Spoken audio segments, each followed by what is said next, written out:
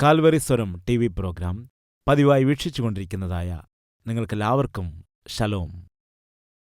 ദേശം നന്നായിരിക്കണമെങ്കിൽ വീട് നന്നായിരിക്കണം, വീട് നന്നായിരിക്കണമെങ്കിൽ ഹൃദയം നന്നായിരിക്കണം, ഹൃദയം നന്നായിരിക്കണമെങ്കിൽ ഈ ഹൃദയത്തിൽ കർത്താവായ യേശുക്രിസ്തു ഉണ്ടായിരിക്കണം. നിന്റെ ഹൃദയത്തെ നന്നാക്കുവാനായി, നിന്റെ കുടുംബത്തെ നന്നാക്കുവാനായി, നിന്റെ ദേശത്തെ നന്നാക്കിയെടുക്കുവാനായി 2000-ൽ പരം വർഷങ്ങൾക്ക് മുമ്പ് യേശുക്രിസ്തു ഈ ഭൂമിയിൽ വന്ന് ജനിക്കാനിടയായി. നിനക്ക് വേണ്ടി, നമുക്ക് വേണ്ടി അവൻ നമ്മുടെ ഗൃഹത്തിൽ, നമ്മുടെ ഹൃദയത്തിൽ, നമ്മുടെ ദേശത്ത് വസിച്ച് അവന് മാത്രം നൽകുവാൻ കഴിയുന്ന അത്ഭുതകരമായ സന്തോഷത്തെയും സമാധാനത്തെയും സകല അനുഗ്രഹങ്ങളും സമൃദ്ധിയും ഈ ക്രിസ്തുമസിൽ നിങ്ങളും നിങ്ങളുടെ കുടുംബവും അനുഗ്രഹിക്കണം, അനുഭവിക്കണം, ആസ്വദിക്കണം എന്നാശിച്ചുകൊണ്ട് നിങ്ങൾക്കെല്ലാവർക്കും ഹാപ്പി ക്രിസ്മസ്. യേശുവിൻ്റെ ജനനത്തോട് അനുബന്ധിച്ചുള്ളതായ ക്രിസ്മസ് നിങ്ങൾ ആഘോഷിക്കണമെന്നും യേശുക്രിസ്തു നിങ്ങളുടെ ഹൃദയത്തിൽ വന്ന് ജനിക്കണമെന്നും ആഗ്രഹിച്ചുകൊണ്ട് നിങ്ങൾക്കെല്ലാവർക്കും നന്മകൾ നേരുകയാണ് നിങ്ങളുടെ സതീഷ് കുമാർ. നമുക്കൊരു വചനം വായിക്കാം. ലൂക്കോസിന്റെ സുവിശേഷം 2-ാം അധ്യായം 8-ാമത്തെ വാക്യം. അന്ന് ആ പ്രദേശത്ത് ഇടയന്മാർ രാത്രിയിൽ ആട്ടിൻകൂട്ടത്തെ കാവൽക്കാത്ത് വെളിയിൽ പാർത്തിരുന്നു. അപ്പോൾ കർത്താവിന്റെ ദൂതൻ അവരുടെ അരികെ നിന്നു. കർത്താവിന്റെ തേജസ് അവരെ ചുറ്റുമിന്നി. അവർ ഭയപരവശരായിത്തീർന്നു. 10-ാമത്തെ വാക്യം. ദൂതൻ അവരോട്, ഭയപ്പെടേണ്ട, ഭയപ്പെടേണ്ട, സർവ്വജനത്തിനും ഉണ്ടാകുവാനുള്ളൊരു മഹാസന്തോഷം ഞാൻ നിങ്ങളോട് സുവിശേഷിക്കുന്നു. കർത്താവായ ക്രിസ്തു എന്ന രക്ഷിതാവ് ഇന്ന് ദാവീദിന്റെ പട്ടണത്തിൽ നിങ്ങൾക്കായി ജനിച്ചിരിക്കുന്നു. നിങ്ങൾക്കു അടയാളമോ, ശീലകൾ ചുറ്റി പശുത്തൊട്ടിയിൽ കിടക്കുന്ന ഒരു ശിശുവിനെ നിങ്ങൾ കാണും എന്ന് പറഞ്ഞു. പെട്ടെന്ന് സ്വർഗീയ സൈന്യത്തിന്റെ ഒരു സംഘം ദൂതനോട് ചേർന്ന് ദൈവത്തെ പുകഴ്ത്തി, അത്യുന്നതങ്ങളിൽ ദൈവത്തിന് മഹത്വം, ഭൂമിയിൽ ദൈവപ്രസാദമുള്ള മനുഷ്യർക്ക് സമാധാനം എന്ന് പറഞ്ഞു. എല്ലാവരും ദയവിച്ചത് ശ്രദ്ധിക്കുക. ക്രിസ്തുമസിൽ ആട്ടിടയന്മാരെയും പരിപാലിക്കുന്നവരെയും പരിശോധിക്കുന്നവരെയും നിരീക്ഷിക്കുന്നവരെയും ഈ 4 പേരെയും നമുക്ക് കാണുവാൻ കഴിയും. ഒന്നാമത് ആട്ടിടയന്മാർ. യേശു കർത്താവിൻ്റെ ജനന സമയത്ത് യേശു ജനിച്ചിരിക്കുന്നു, ലോകരക്ഷകൻ ജനിച്ചിരിക്കുന്നു എന്ന സുവിശേഷം, ശുഭവാർത്ത ഏറ്റവും ആദ്യം ആരാണ് അറിഞ്ഞത് എന്ന് നിങ്ങൾക്കറിയാമോ? ആട്ടിടയന്മാർക്കാണ് വെളിപ്പെടുത്തി കിട്ടിയത്. ബൈബിളിൽ പറയുന്നു, ദൈവം എല്ലാവരെയും ഒരുപോലെ തന്നെ സ്നേഹിക്കുന്നു. ദൈവം സ്നേഹസ്വരൂപനാണെന്ന് വചനം പറയുന്നു. സ്നേഹസ്വരൂപിയായിരിക്കുന്ന ദൈവം എല്ലാവരെയും ഒരുപോലെ തന്നെ സ്നേഹിക്കുന്നു. വേദപുസ്തകത്തിൽ പറയുന്നു, യോഹന്നാന്റെ സുവിശേഷം 3-ാം അധ്യായം 16-ാമത്തെ വാക്യത്തിൽ, ദൈവം ലോകത്തെ ഒരുപാട് സ്നേഹിച്ചുവെന്ന് കാണുന്നു. സ്നേഹിച്ചവനായ ദൈവം ആ സ്നേഹം വെളിപ്പെടുത്തുവാനായി തന്റെ പുത്രനെ ഭൂമിയിലേക്ക് അയച്ചു. അവനെക്കുറിച്ചുള്ള സുവിശേഷം, അതായത് യേശുക്രിസ്തു ജനിച്ചു എന്നുള്ള വാർത്ത ഒരു വശത്ത് ആട്ടിടയന്മാരെ അറിയിക്കുകയാണ്, നക്ഷത്രങ്ങളെ നിരീക്ഷിക്കുന്നവരെയും അറിയിക്കുന്നു, ദേശത്തെ പരിപാലിക്കുന്നവനെ ദൈവം അറിയിക്കുന്നു, ശാസ്ത്രത്തെ പരിശോധിക്കുന്നവരെയും ദൈവം അറിയിക്കുകയാണ്.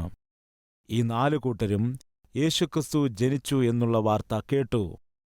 എന്നാൽ അവർ കേട്ട വാർത്തയ്ക്കനുസരിച്ച് ഓരോരുത്തർ ഓരോ രീതിയിലാണ് പ്രതികരിച്ചത്. ഒന്നാമതായി, ആട്ടിടയന്മാരും പരിശോധിക്കുന്നവരും പരിപാലിക്കുന്നവരും നിരീക്ഷകരും, ഈ 4 കൂട്ടരിൽ ദൈവം ആദ്യമായിട്ട്, ദൈവം ആർക്കാണ് ഒന്നാമതായി സ്ഥാനം കൊടുത്തുവെന്നറിയാമോ? ആട്ടിടയന്മാർക്കായിരുന്നു. കാരണം അവർ പാവപ്പെട്ടവരാകൊണ്ട്.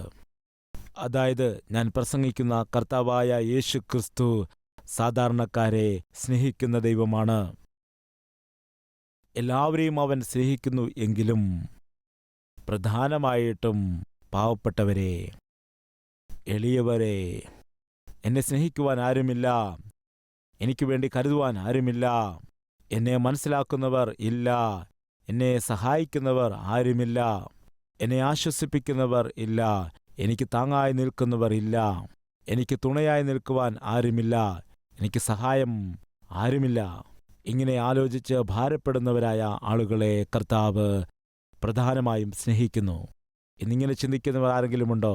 എൻ്റെ ഭർത്താവ് തന്നെ എന്നെ സ്നേഹിക്കുന്നില്ല, എൻ്റെ കുട്ടികൾ എന്നെ സ്നേഹിക്കുന്നില്ല, എൻ്റെ ഭാര്യ പോലും എന്നെ സ്നേഹിക്കുന്നില്ല, എൻ്റെ സ്വന്തക്കാർ എന്നെ സ്നേഹിക്കുന്നില്ല. ഇന്നെൻ്റെ വീട്ടിൽ സ്നേഹം കുറഞ്ഞുപോയിരിക്കുന്നു, ഐക്യത കുറഞ്ഞുപോയിരിക്കുന്നു, കരുതൽ കുറഞ്ഞുപോയിരിക്കുകയാണ്. ഇങ്ങനെ പറഞ്ഞ് ഭാരപ്പെടുന്ന ആളുകളുണ്ടെങ്കിൽ നിങ്ങൾക്കൊരു ശുഭവാർത്ത. നിന്റെ കുടുംബക്കാർ തന്നെ നിന്നെ പരിഗണിക്കാതെ സ്നേഹിക്കാതിരിക്കുമ്പോൾ, നിന്റെ ജീവിത പങ്കാളി തന്നെ നിന്നെ സ്നേഹിക്കുകയും കരുതുകയും ചെയ്യുന്നില്ല എങ്കിൽ, നിന്റെ സ്വന്തം മക്കൾ പോലും നിന്നെ സ്നേഹിക്കുകയും കരുതുകയും ചെയ്യുന്നില്ല എങ്കിൽ, പ്രപഞ്ചത്തെ പരിപാലിച്ചു കൊണ്ടിരിക്കുന്നവനായ ദൈവം നിന്നെ സ്നേഹിക്കുന്നു. ഇതാണ് ശുഭവാർത്ത. പാവപ്പെട്ടവരെ, സാധാരണക്കാരെ, ആട്ടിടയന്മാരെ ദൈവം സ്നേഹിച്ചതുകൊണ്ടാണ് താൻ ജനിച്ചിരിക്കുന്നു എന്നുള്ളതായ ആ ജനന വാർത്ത ആരിൽ കൂടിയാണ് ആട്ടിടയന്മാരെ ദൈവം അറിയിച്ചതെന്ന് അറിയാമോ? ദൈവം തൻ്റെ ദൂതനെ അയച്ചു. സ്വർഗത്തിൽ നിന്നും ദൂതൻ ഇറങ്ങി വന്നിട്ട് ആട്ടിടയന്മാർക്ക് പ്രത്യക്ഷനായിട്ട് പറഞ്ഞു, നിങ്ങൾക്കൊരു ശുഭവാർത്ത. ദാവീദിന്റെ പട്ടണത്തിൽ ലോകരക്ഷകനായിരിക്കുന്ന യേശുക്രിസ്തു നിങ്ങൾക്ക് വേണ്ടി ജനിച്ചിരിക്കുന്നു. ശുഭവാർത്ത. ഇത് അത്ഭുതകരമല്ലേ? ആരാണ് പറഞ്ഞത്? ദൈവത്തിൻ്റെ ദൂതൻ ആ ശുഭവാർത്ത, ആ സുവിശേഷം പറഞ്ഞപ്പോൾ ഒന്നാമതായി അവർ അത് കേട്ടു. അവർ ഒരാൾ മറ്റൊരാളോട് ചർച്ച ചെയ്തിരിക്കും, എടാ, ഇതാ ലോകരക്ഷകൻ ജനിച്ചിരിക്കുന്നെന്ന് കേൾക്കുന്നു. നമ്മൾ ചെയ്തതായ പാപത്തിന്റെ ഫലമായി നമുക്ക് ലഭിക്കേണ്ടിയിരുന്ന ശിക്ഷകളെ എടുത്തുമാറ്റി, നമ്മുടെ പാപങ്ങളെ തുടച്ചു നീക്കി നമ്മെ സ്വർഗത്തിലേക്ക് കൊണ്ടുപോകുന്നവനായ ദൈവം ജനിച്ചിരിക്കുന്നു. ഇങ്ങനെ പരസ്പരം അവർ പറഞ്ഞിരിക്കാം. 2, അവർ കേട്ടു, അവർ വിശ്വസിച്ചു, അവർ അനുസരണം കാണിച്ചു. ഇപ്പോഴവർക്ക് നോക്കുവാൻ ആടുകളുണ്ട്. അവർ ആട്ടിടയന്മാരാണ്.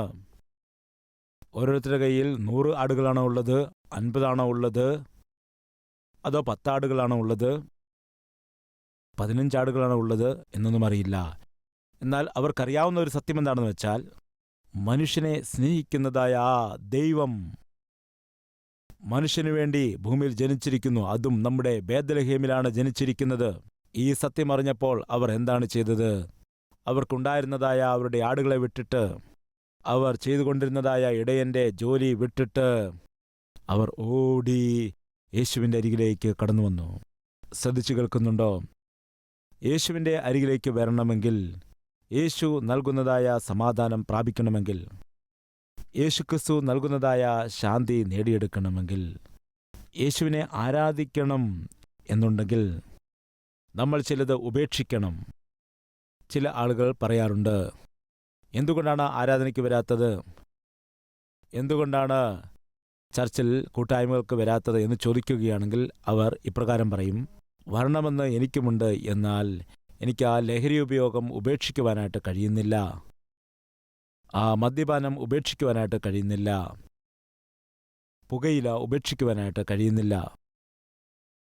ഒരു സ്ത്രീമാനിക്കൊരു ബന്ധമുണ്ട്, ആ ബന്ധം ഉപേക്ഷിക്കുവാൻ കഴിയുന്നില്ല. അതിൻ്റെ അർത്ഥമെന്താണ്? യേശുവിൻ്റെ അരികിലേക്ക് വരണം, യേശുക്രിസ്തു നൽകുന്നതായ ശാന്തിയും സമാധാനവും പ്രാപിക്കണം എന്നുള്ള ആഗ്രഹം നിനക്കുണ്ട്. എന്നാൽ എന്തോ നിനക്ക് ഉപേക്ഷിച്ചിട്ട് കടന്നു വരാൻ കഴിയുന്നില്ല. എന്താണത്?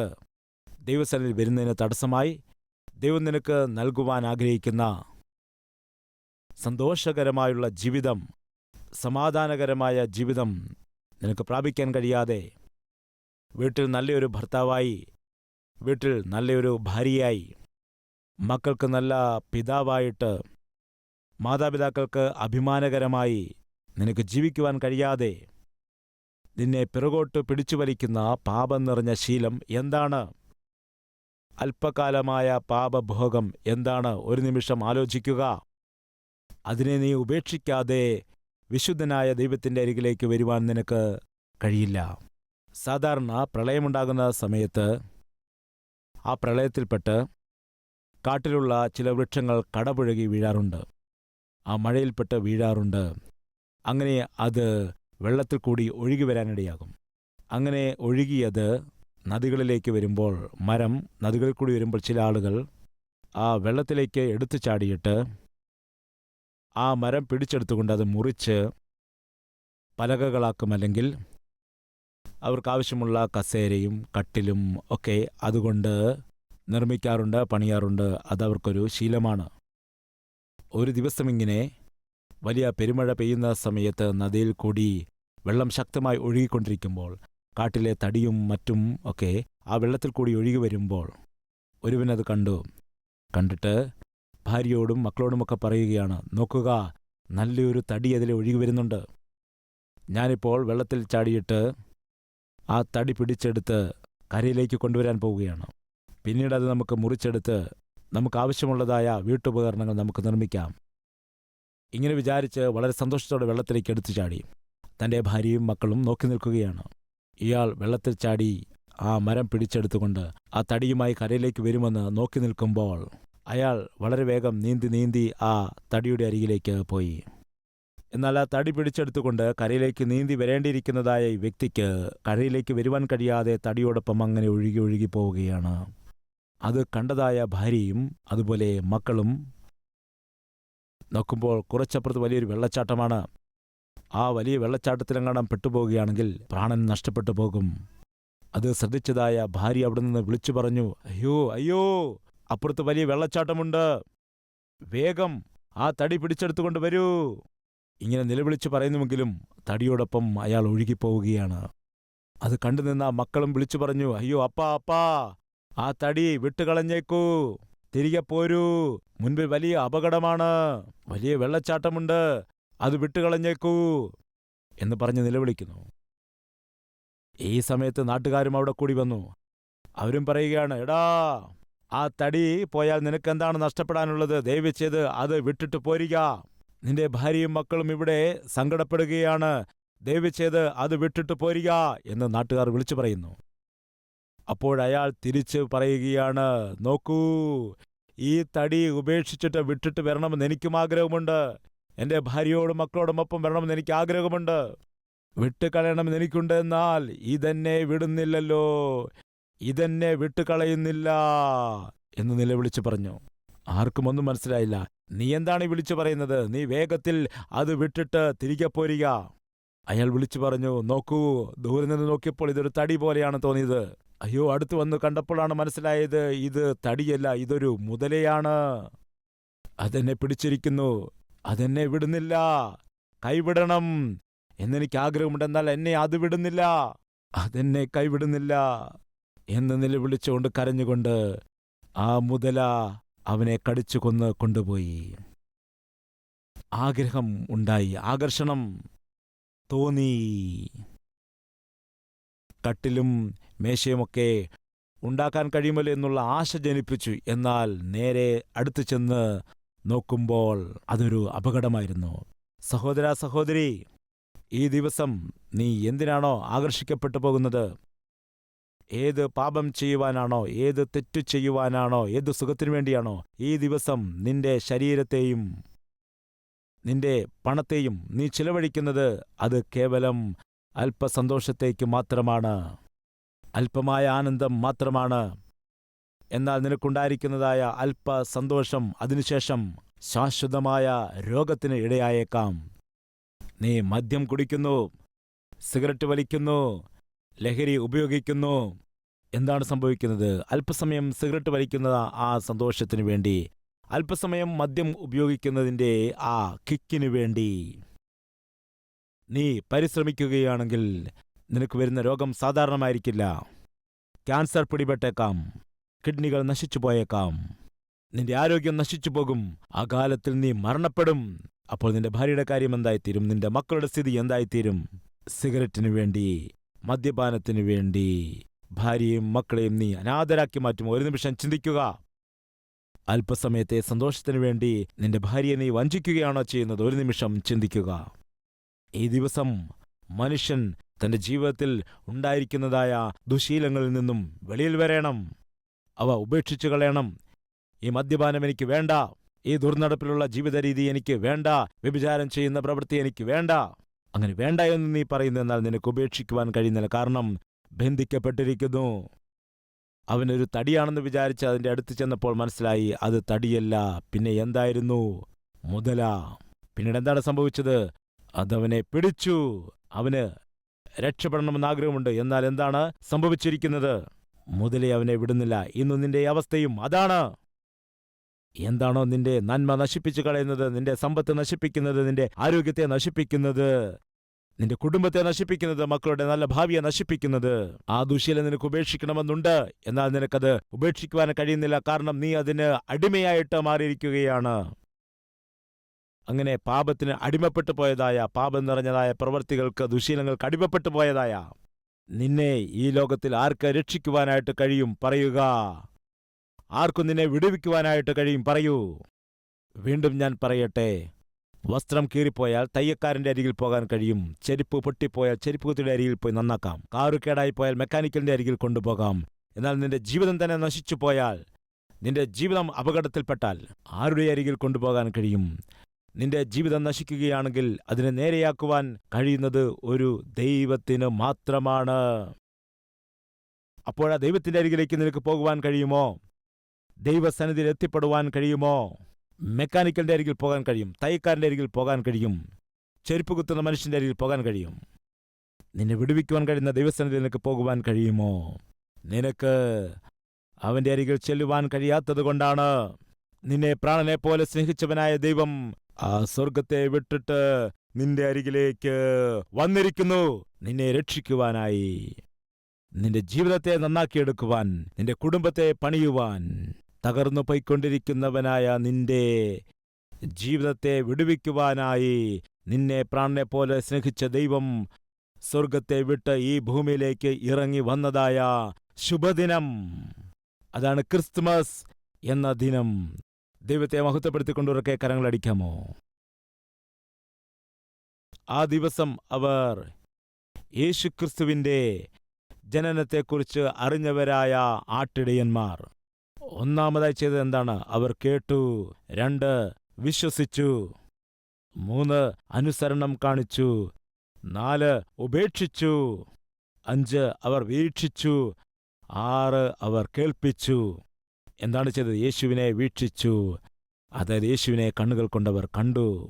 യേശുവിനെ കണ്ണുകൊണ്ട് കണ്ടതിന് ശേഷം അവർ യേശുവിനെ കണ്ട് സന്തോഷിച്ചിട്ട് തിരികെ പോയില്ല. അവരെന്താണ് ചെയ്തത്? അവർ നാട് മുഴുവനും പോയി പറഞ്ഞു. എന്താണ്? യേശുക്രിസ്തു ജനിച്ചിരിക്കുന്നു, ലോകരക്ഷകൻ ജനിച്ചിരിക്കുന്നു എന്ന് പറഞ്ഞ എല്ലായിടങ്ങളിലും പ്രദേശങ്ങളിലും അവർ പോയി പറയാനിടയായി.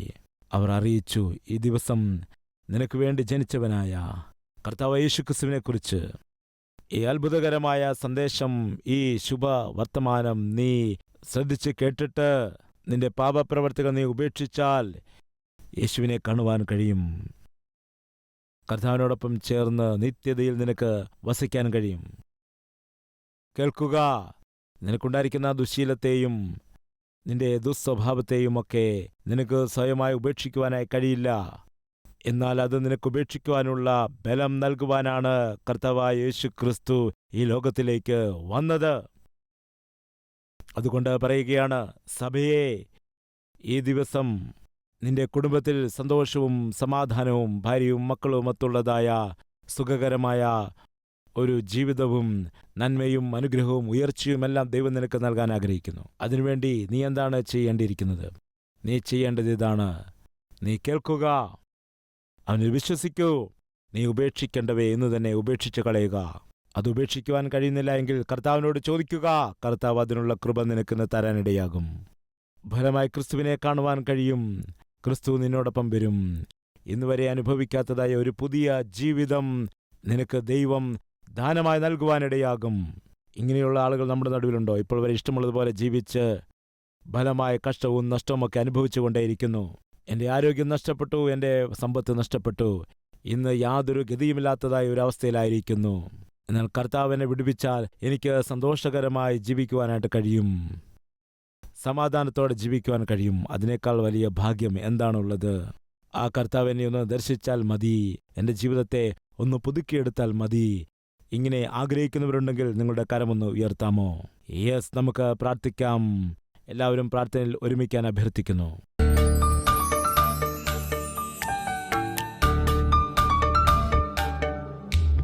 മഹാപരിശുദ്ധനായ സ്നേഹവാനായ പിതാവേ, നീ ജനിച്ച സമയത്ത് നിന്റെ ജനനത്തെക്കുറിച്ചുള്ള സുവിശേഷം, ആ സത്യം ആട്ടിടയന്മാർക്ക്, പരിപാലനം നടത്തുന്നവർക്ക്, പരിശോധകന്മാർക്ക്, നിരീക്ഷകന്മാർക്ക് നീ അറിയിച്ചു. ചിലരത് വിശ്വസിച്ചു, അത് അംഗീകരിച്ചു, കൈക്കൊണ്ടു. എന്നാൽ മറ്റു ചിലർ അത് കൈക്കൊണ്ടില്ല, അവർ നശിച്ചു പോകുവാനിടയായി. കർത്താവ്, ഇന്ന് ആരൊക്കെയാണോ ഇങ്ങനെ പറയുന്നത്, യേശുക്രിസ്തു എനിക്ക് വേണ്ടിയാണ് ജനിച്ചത്, ഞാൻ ചെയ്ത പാപപ്രവൃത്തികളുടെ ഫലമായ ശിക്ഷയെല്ലാം കർത്താവ് സ്വയം ഏറ്റെടുത്തുകൊണ്ട് എൻ്റെ ജീവിതത്തിൽ ക്ഷമ നൽകുന്നതിനു വേണ്ടി ഈ ഭൂമിയിൽ ജീവിക്കുന്ന അല്പകാലം സന്തോഷത്തോടെ, സമാധാനത്തോടെ സകല ജനങ്ങളോടും ഐക്യതയുള്ളവരായി, സമൂഹത്തിന് നന്മ ചെയ്യുന്നവരായി, ചുറ്റുപാടുമുള്ളവർക്ക് മാതൃകയുള്ളവരായി, കുടുംബത്തിന് അനുഗ്രഹ വിഷയമായി കർത്താവ് ഞാൻ ജീവിക്കാൻ ആഗ്രഹിക്കുന്നു.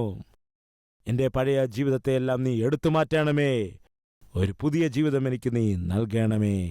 എൻ്റെ സകല ദുശീലങ്ങളിൽ നിന്നും എനിക്ക് വിടുതൽ നൽകണമേ. പാപത്തിൻ്റെ സകല ബന്ധനങ്ങളിൽ നിന്നും വിടുവിക്കണമേ. എന്നെ നിന്റെ മകനായി കർത്താവെ സ്വീകരിക്കണമേ.